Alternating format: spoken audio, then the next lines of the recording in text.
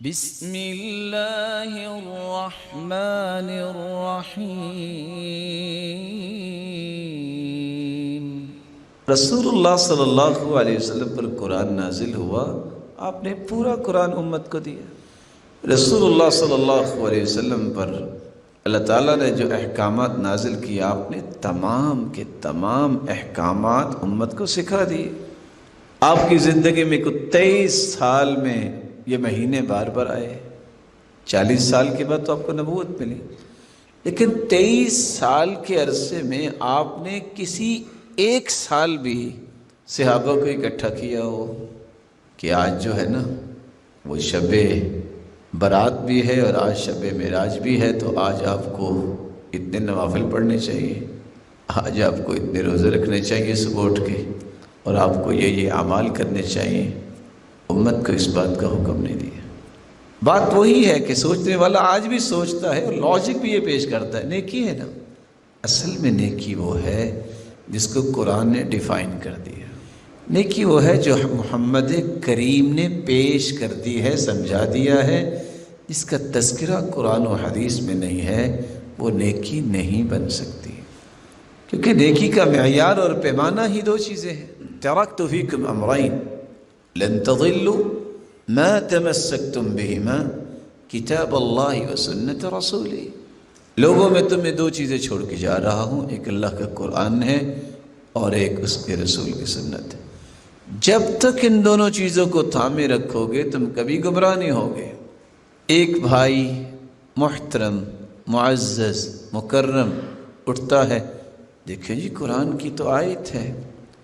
اللہ آپ کو سلامت رکھے میرے بھائی، یہ قرآن کی آیت کس پہ نازل ہوئی؟ محمد کریم پہ۔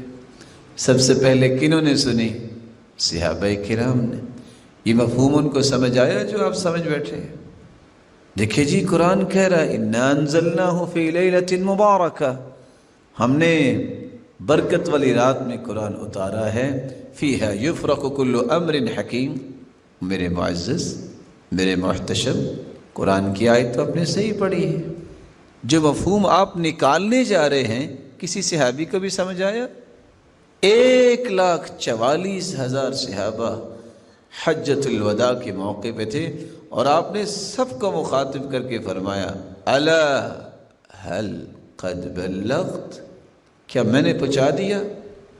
سب نے کہا کہ آپ نے اللہ کا دین ہمیں پہنچا دیا۔ پھر اللہ کے رسول نے اپنے رب کو بھی گواہ بنایا، اللہم اشہد فانی قد بلغت، اللہ گواہ رہنا میں نے سارا دین پہنچا دیا۔ نبی کریم صلی اللہ علیہ وسلم نے تو دین سارا پہنچا دیا، اگر تو اس دین کے اندر اس بات کا تذکرہ ہے کہ لوگوں کو یہ رخ دیا جائے کہ آپ نے یہ کرنا ہے اور آپ نے وہ کرنا ہے، تو پھر تو ماننا چاہیے۔ جو مانتا نہیں وہ تو مجرم بنے گا اللہ تعالیٰ کے ہاں۔ لیکن جس چیز کو دین نے پیش نہیں کیا اس کو اپنی تجرباتی زندگی کو دلیل بنا کر کے میرا ایکسپیرینس یہ کہتا ہے، میرے فلاں نے یہ کہا ہے، میرے علان نے یہ کہا ہے، اور یہ فلاں کتاب میں لکھا ہے۔ جس کتاب کا تذکرہ جو ہے کرتے وقت بھی سوچنا پڑتا ہے، اس کو کتاب حدیث کی کہیں، تاریخ کی کہیں، وجدان کی کہیں، حکمت کی کہیں، کیا کہیں، تو یہ ہمیشہ انسان اپنے آپ کو راہ راست سے دور رکھے گا جو قرآن و سنت سے اعراض کرتے ہوئے کسی اور چیز کو پیمانہ بناتا ہے۔ اب قرآن مجید نے یہ فیصلہ کر دیا ہے شہر رمضان الذی انزل فیہ القرآن، رمضان کا مہینہ وہ ہے جس میں قرآن کو نازل کیا گیا۔ انا انزلناہ فی لیلۃ القدر، ہم نے قرآن کو نازل کیا لیلۃ القدر میں۔ انا انزلناہ فی لیلۃ مبارکہ، ہم نے قرآن کو نازل کیا برکت والی رات میں۔ اب ان تینوں چیزوں کو جمع کیجیے۔ قرآن مجید لیلۃ القدر میں نازل ہوا، جو برکت والی رات ہے، جو رمضان میں ہوتی ہے۔ لیلۃ القدر کس مہینے کی رات ہے؟ میں تھوڑا سا جواب چاہوں گا، کس مہینے کی رات؟ ہو سکتا ہے رجب میں آئے، شعبان میں آئے۔ یہ کتنی کامن سینس ہے کہ قرآن اللہ تعالیٰ نے لیلۃ القدر میں نازل کیا، اور وہ برکت والی رات ہے، اور وہ رمضان میں ہوتی ہے۔ وہاں اگر یہ مفہوم نکال لیا جائے کہ آج اللہ تعالیٰ جو ہے وہ اتریں گے، نزول فرمائیں گے، اور جو جاگ رہا ہوا اس کو برات مل جائے گی، گناہ معاف ہو جائیں گے۔